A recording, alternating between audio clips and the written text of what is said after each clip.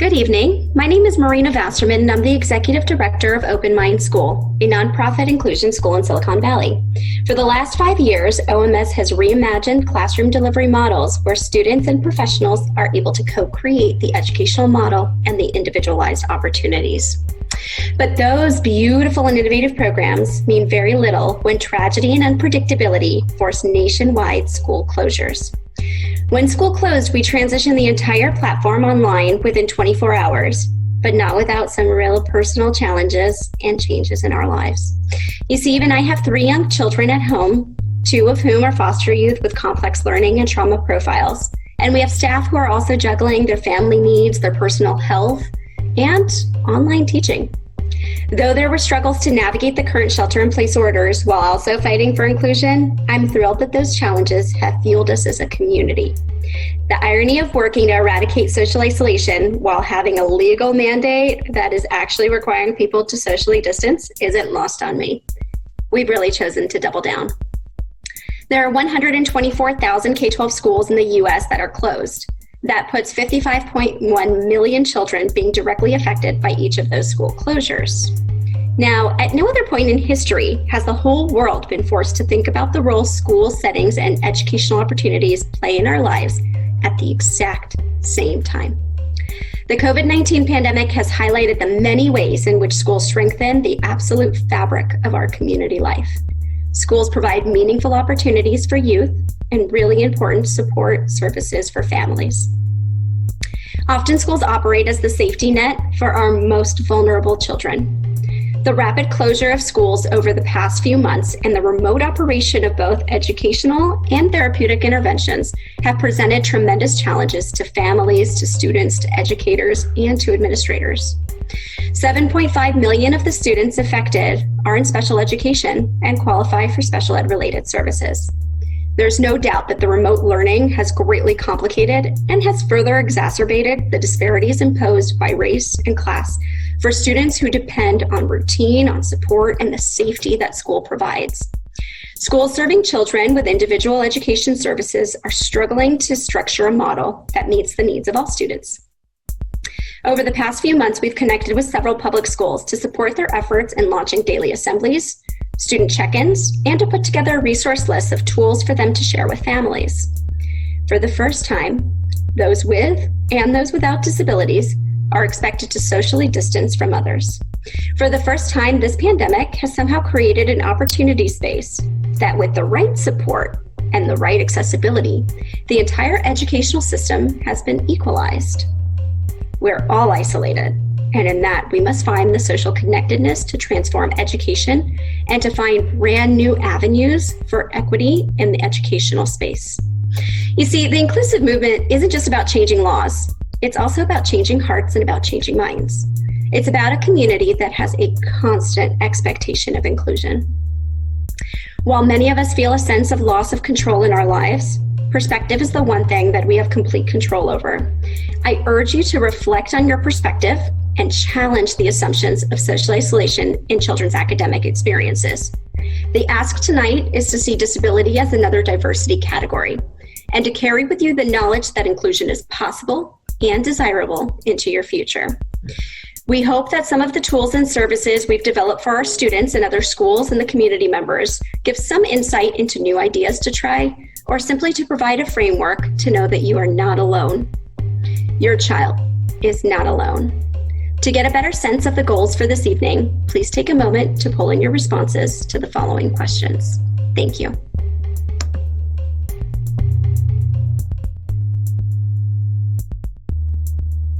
Hi, I'm Susie. I'm the Family Engagement Program Coordinator with Open Mind.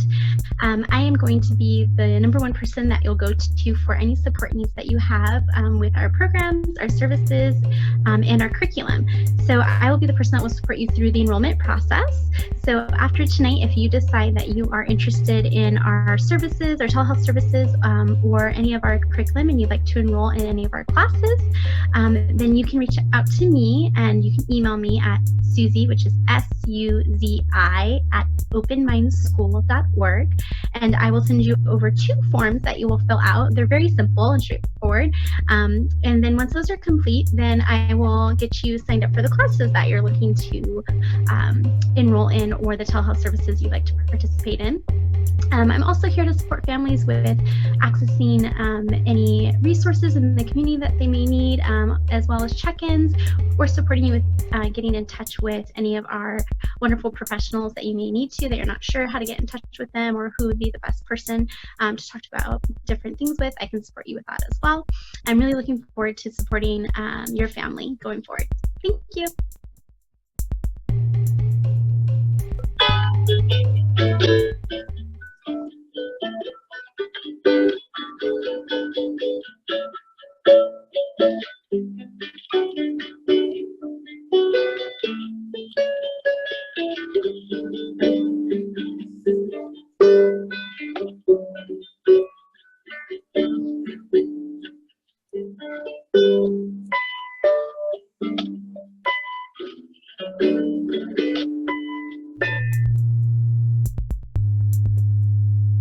Everyone. It's great to see all of you, and thanks for joining us today in the morning assembly.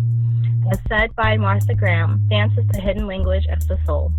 Today is International Dance Day. The Dance Committee of the International Theater Institute created this day in 1982 to highlight the amazing diversity and talent of dancers all over the globe. It marks the birthday of Jean-Georges Noël, the creator of modern ballet. Dancing is universal, woven into virtually every society all over the world. We're going to take a look at some video clips of dancers from all over the world for the International Dance Day.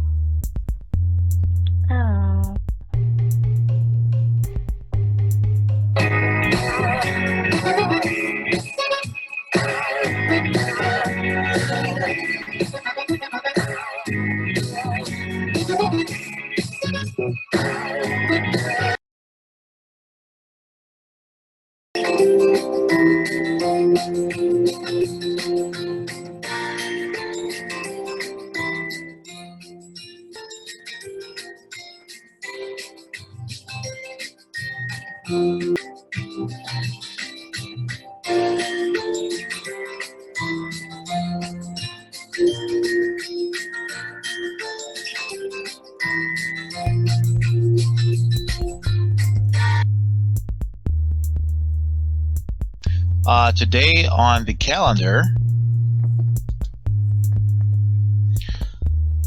we have, I want to point out several things in the middle of the day for adults. It's conferences, so adults click on the calendar and look at those. Some very helpful information about how to really gather some steam with supporting online learning.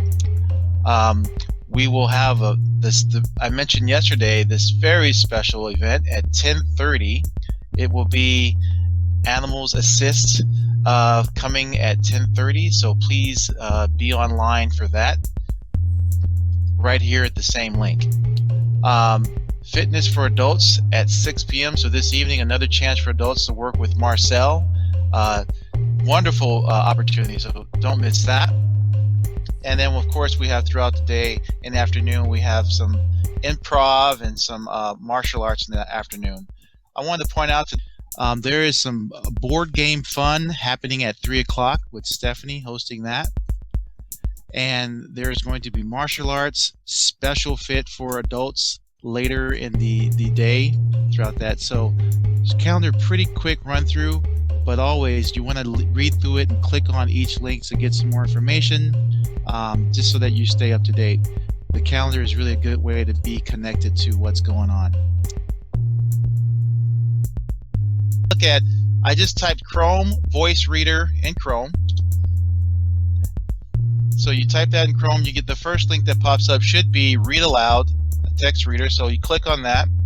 It takes you to the extension. It's a Chrome extension that you will just add to your Chrome browser. So that'll load here.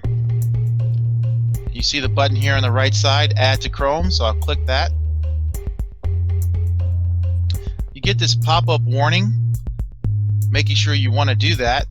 it is giving permission. So I'm going to say, yes, I want to do that. Add the extension. So now it can see what's in your browser and read it aloud to you. So for friends who don't have adult support, at times you want to get your schoolwork done, you can use this reader to help you get your work done. So it just finished loading, so I'm going to say close that box, and now you see the black and orange icon right up here on the right side of the address bar. That is how you activate the read aloud. And there's some settings you can play around with, how fast you want it to read, speed, so we can change that, the pitch, the volume, and there's even like different voices that you may want to try out. The standard voices are probably the best. We've tested this out, and the default settings are pretty awesome. PDF that I have loaded here. So I'll go up here and I'll click read aloud right now. 68p Edgar Allan Poe, The Cask of Amontillado. At the thought of my revenge. Fortunato was a strong man, a man to be feared. But he had one great weakness: he liked to drink good wine, and indeed he drank. I want to point out that you can have it reading, but there's also, if you click it again, you can get the box to pop up and now listen to it read while it's highlighting the text. So I'm going to push play again. Fortunato was a strong man, a man to be feared. But he had one great weakness: he liked to drink good wine, and indeed he drank much of it. So he knew a lot about fine wines, and proudly believed that he was a trained judge. How do we process a PDF document if we don't, or if we're not able to print it, or we just can't print it? What can we do? You can search Google for a PDF annotator for free. I'm going to share with you just a couple that we have found that work. Adobe Acrobat, which is not free, so maybe you already own it and you can use that. It edits PDFs, you can do annotations in it, but again, it's not free. There is a Chrome extension called PDF Filler, which you also, again, you can edit, fill, and annotate your PDFs using that. This is also not free, but it's very powerful. I'm going to show you what we've been doing for some of our students. There's a PDF downloaded to my desktop, and I can open it in the free Adobe Acrobat Reader. So it's the same company, Adobe, but they have the reader as a free option from Adobe. And there's a lot of things you click on in here that take you to paid features, but you can easily add sticky notes and throughout the document. So you see some annotations in it, and we were able to add a few highlights. So I will find this section right here, doomed fish, in this PDF. So I'm just dragging my mouse over doomed fish, and then I can right click it and I can just highlight it, made it yellow. I could also have underlined it and do other things like that. Then I can click it, right click it, and open pop-up note. So I can add a note right here about the doomed fish and what it means. And then now that the note is there, close it, you mouse over and the note pops up. You also could put it in the margin, like you see some of these notes out here. Sensory language examples, since smell comes into play. I'm going to add the same note about the doomed fish right here. So I'll just paste that same note right there. And then you want to be sure to save your annotations with the document, and then those would be available to you. Say you were going to turn it in, like upload it, or you were going to just continue working on it later. So you would be able to do that. There's also an option, a free option online. I'm going to take that same PDF that was on my desktop, and I'm just going to move it into this area. You see also options to bring it directly from the drive or your Dropbox. You can do that too. So we'll go ahead and load that exact same PDF. And at the top you see a menu of options. We can, for example, make it a little bit bigger so it's easier to read. And as you're reading through your text, you see that same text there, doomed fish. So we could highlight it, underline it, strike through. We could copy it. Say you're going to add a quote into another document. You could certainly do that. So I'll go ahead and highlight it. And then there's a little call out menu now. I could even change the color of my highlighting. I can make it any beautiful color I want. Click that. Or I can add that same kind of call out comment. And the cool thing about this is in this app, you get a list of all the comments running through your document on the left side. So I'll go ahead and put that in there. So play around with that. Again, you can search and Google for any PDF reader that you might prefer. Of course, all systems are different, but we think these work pretty good. Here with your daily lab report. I have a animal-themed illusion for you today. If you can see behind me, I have an animal. Can you guys just tell me what animal that is?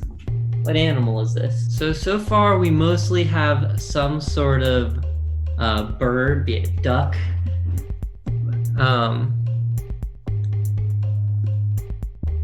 But this is actually called the duck-rabbit illusion, because if you look at it from this side, it looks like a duck, and that's its beak. But if you look at it from this side, it looks like a rabbit, and that's its nose, its eyes here. So it's called the duck-rabbit illusion. Like the Necker cube yesterday, there's a big word, it's called bistable stimulus, meaning that there's two ways that you can see it. Now we have one interpretation of dolphin. I haven't heard that one, but that's cool. Maybe it's a try. That's cool. Lucian can see the rabbit too, so you can practice and see if you can swap back and forth. Good evening, everyone. My name is Adam Soffrin. I'm a board-certified behavior analyst and the lead behaviorist here at the Open Mind School. As I'm sure you've just been informed, I'm here to talk about behavioral telehealth services. We've got a multi-tiered system for behavioral services that we can provide online, from an initial assessment to home support training and ongoing consultation. Our online assessment procedure starts with an online interview, followed by a few questionnaires for you to fill out regarding your child's behavior and how things have been going at home. We're hoping to particularly focus on current needs, including the challenges that your families experience transitioning to the new shelter-in-place and distance learning. We may follow up with another interview. We also may ask you to take some baseline data collection, or we might ask to do some direct observation of your student, all through Zoom. The data that we collect will be used to create a report going through your child's current needs, behavioral strategies that we recommend, and a list of goals we can use to continue to monitor behavioral progress throughout distance learning. We also have a behavioral team here available to provide direct consultation and training to you or any support staff that you have working with your children right now. Trainings range from proactive and reactive behavioral strategies to educational and learning techniques, as well as assisting with setting up systems for functional skills to foster independence while your kids are home.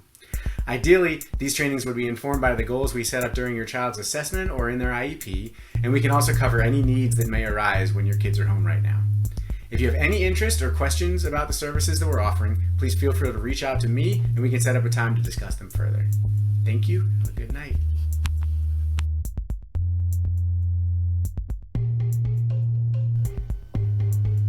Hello, my name is Matthew Jacobs, and I am the lab manager of the Silicon Valley Social Innovation Lab, which operates out of Open Mind School. We hope to bridge the gap between those who are neurodiverse and those who are developing products, services, and research for them. So with that being part of the school, we're really able to do that in new ways. We're able to get researchers or developers working directly with our students, both in terms of having them do more traditional product testing, but as well as getting to have input on what the actual solutions and methods are being used to have impact on the way that these researchers or developers are thinking, and having more of co-creations. So with that in mind, a lot of our internships really try and reflect this. So our most broad internship, the User Experience Self-Advocacy Program, is trying to teach children and students and high school students about how they can self-advocate through user experience research. Now, when Google or any tech company or even a new toy or a new education platform They do user testing. They have people come in and test it out, talk through their ideas. And so this is an avenue that you can really provide feedback to the company about what works and doesn't work for you. So the program is designed to prepare students to self-advocate, to talk about things, to understand what the researchers are looking for. And then we try and connect them with actual companies who are looking for feedback. And so we're trying to diversify the type of feedback that these companies are receiving from our very diverse set of students. The other program, which is a little more rigorous, is a research assistant internship program. So our high school students can apply to become research assistants in the lab, where they're learning about important research skills in a variety of different interdisciplinary fields, but they're also getting to work directly on the projects and have a say and input on what is happening. And we have a neurodiverse team, so we have neurotypical and neurodiverse teenagers all working together, talking, communicating, coming up with project plans, sharing different perspectives. And that's all of what our programming is designed to do, is to try and bridge gaps and get people talking to each other, and through that finding new creative solutions for, well, social innovation.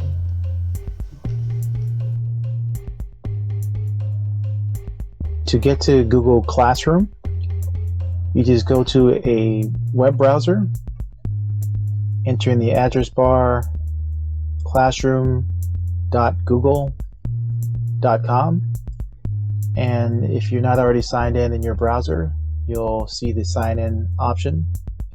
Right now I'm signed in as a sample student, and the first thing I see after I sign in is a list or a dashboard with all the classes I'm enrolled for. So you're seeing all the classes because this sample student is to show us a lot of classes, but most students will only have 4 or 5 classes, or so that they'll have to look at.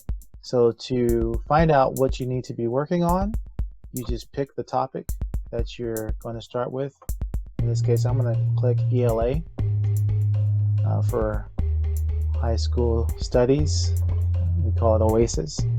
And I'm going to just show you a little bit around the next screen here. On the left side, there's these 3 lines stacked together. That's a menu that pops out. And I could jump between my classes right here. It also has a little calendar option, which will show you sort of an overview of things going on that week. If you prefer to look at what assignments you need to tackle in the calendar, you could do that. You also could click on a to-do list, which will give you a nice running list of assignments, and you can see in red, due dates are right there. Things that you've already completed would show up here under done. And then to get back, I'm just going to jump back in there to the main screen again. Okay, so that's going on the left side. Right here in the beginning, you're going to see a stream of activity, mostly what the main teacher is posting in the class. There might be a few comments and things shared by people in the class. The key is going to be this middle tab here, classwork, and that's where you're going to see a list of all the classwork that you want to work. It's organized by nice topics that the teacher decides on how that will look for you. In this case, it's organized by week, and so you can see for each week what the class was working on, and you can click on any one of these to kind of expand what's going on in that area. So I'm going to just go to week of April 13. We see that this assignment has several documents, and I could use this little window to jump to any of these documents, but it's a good idea to go ahead and click on View Assignment, and that way you get a separation of what is this course material. There's a video here posted by the teacher, a little just text for me to read right here. But on the right side, these are the things that the teacher would expect you to turn in to get your grade. So there's a list here. You would want to complete all of these items before you click turn in. To work on them, you just would take take your time and click on it. It looks like the first one just involves reading the text. So I click on that and I get the text of the week that I should be reading. I could use this window to download it to my computer, so you can open it in a new window, and that new window will give you a download option, or you can just read it right here. And if you check out our video on getting an app that can read aloud to you, you can have it read aloud to you. And then also we have another video that talks about how to do annotations online, so you don't have to print this to get your work done. If you actually do your work on the PDF, the nice thing about that is that you can then, it'll save your work to your drive, because this is Google Suite. Everything that you do on these docs would be saved in your own drive, and that would be submitted automatically right here when you click Turn In. So it's pretty awesome integration of all those different aspects. So we'll go ahead and back out now to the list of assignments. And the last thing you should notice is the People tab. And this is how you could message directly any of your teachers, also your peers. You also could just leave a comment right here where it says share something with the class. That's pretty much public to everyone in the class. But you'll also find that on the area of the assignment, so we were in this assignment, I'll go back in there, you could actually leave a comment related to that specific assignment. So it's right about here. So the teacher would see that, and then this goes to the whole class. To the right side it goes just to the teacher. Okay, so that concludes our introduction to Google Classroom. Today we are going to continue our math lesson, lesson 7, with adding and subtracting rational numbers. And as we discussed before, rational numbers are numbers that can be turned into fractions. You have 2.5, that's a fraction, or rational numbers can be decimals that repeat, such as 2.3, or decimals that terminate, such as 1.25. Okay, so again, today we're going to be talking about decimals, how to add and subtract decimals. So let's get rid of this. We'll erase this, and we will look at a problem. We're going to add and subtract decimals, and I will do it step by step for you. Okay, we're going to look at these two numbers, negative 0.4 plus 1.3. Okay, all right, so we see we have negative 0.4 plus positive 1.3. First thing we're going to do is subtract 1.3 from 0.4. So let's line that up. So I'm going to write 1.3 over here minus 0.4. Okay. Our next step, we're going to take 4 from 3. We can't do that, so we're going to need to borrow. So we're going to borrow from the 10 columns, and this is now 13. We'll put a 0 here so that you can show all of your work.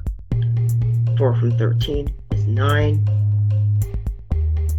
Okay. Our next step, when you're working with decimals, you always want to line your decimals up and bring them down. So those are going to go down. So the decimal would go right here, and 0 from 0 is 0. So our answer is 0.9. Hey guys, Daniel F here. Today we're going to be talking about Unit 25 in our grammar lessons. And we're just going to go ahead and jump straight into it. No review today because the lesson is a little bit of a review in itself. So it's asking us, do you ever stop to think that the only time you use punctuation marks is in your writing? Punctuation marks help the reader make sense of what you have written. And then today we're going to review some things, but then we're also going to learn some other things as well. So we'll start off with just punctuation in general. The easiest of all punctuation marks is the question mark, because it is only used after asking or question sentence. Like, do you visit your cousins? Or how warm is it outdoors? There isn't anything more to this. Excuse me. The hardest thing is remembering to use it when you've written an asking or question sentence. I know I sometimes forget to actually do a question mark and I put a period in instead on accident. So just remember to actually use them. We also know about periods, how they're used after every telling sentence, at the end of command or request sentences as well. Some examples of that are the boat sailed away into the sunset, or pass the papers to the front row.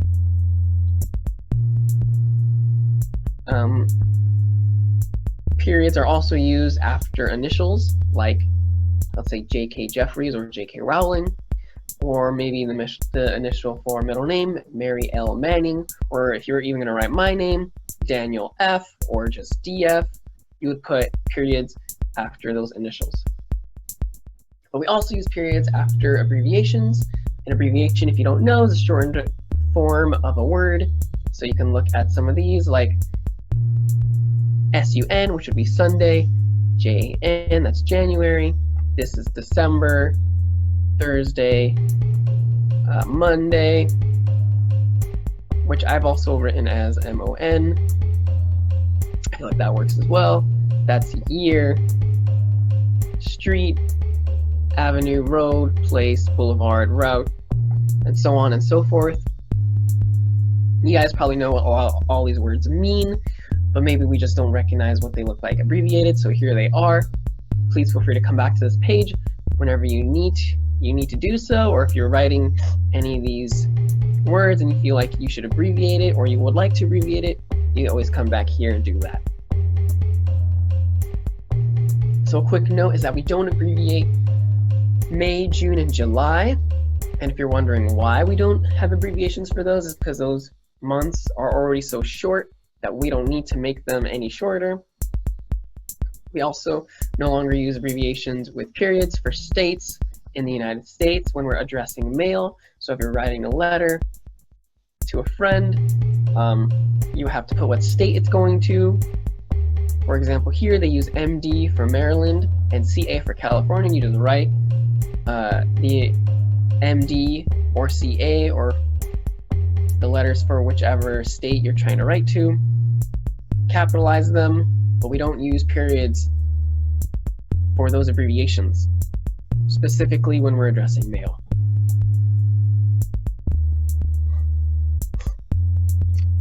The words on the second column above meaning those up there, are capitalized when they are in a part of a proper noun. So examples would be Oak Street or San Carlos Boulevard. They're proper nouns because they are names of streets. That means that they have to be capitalized. So that's something that we need to remember and try not to forget. We also use abbreviations for AM and PM, which means before noon and afternoon. Sometimes you might even write these in lowercase letters, half-size capitals. You can write them any sort of way you'd like, as long as you make sure to have the periods after them. And then, of course, you might also use periods to abbreviate BCE, or CE, or BC, or AD, whatever you use, meaning before and after the year 0.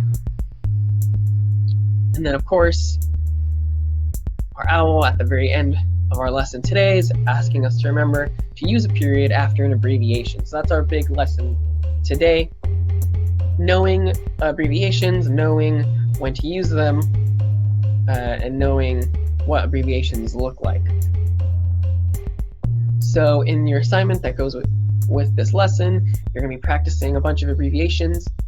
You can look here if you need help with that, or try to do it without this sheet, but if you need it, it's here for you. That's about all I have to say this time. I hope you guys have a really, really awesome day.